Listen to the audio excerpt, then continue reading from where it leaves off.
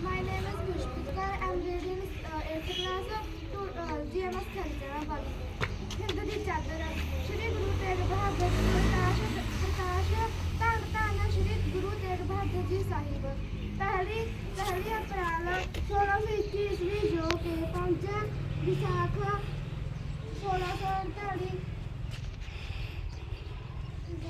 1648 ਵਿਕਰਮੀ ਸੰਮਤ ਹੁੰਦਾ ਹੈ ਦਾ ਅੰਤ ਵਾਲਾ ਵੇਖਲਾ ਵਿਸਾਖ ਦੀ ਰੁੱਤ ਵਿੱਚ ਚੜ੍ਹਦੇ ਸੂਰਜ ਦੀ ਪਹਿਲੀ ਕਿਰਨ ਨੇ ਜਦੋਂ ਅੰਮ੍ਰਿਤ ਸਰੋਵਰ ਦੇ ਜਲ ਨੂੰ ਛੂਹਿਆ, ਸ਼੍ਰੀ ਹਰਿਮੰਦਰ ਸਾਹਿਬ ਵਿਖੇ ਅਸਾਂ ਕੀ ਵਾਰ ਦੇ ਅੰਤਮ ਛੰਦ ਸੰਪੂਰਨ ਹੋਏ।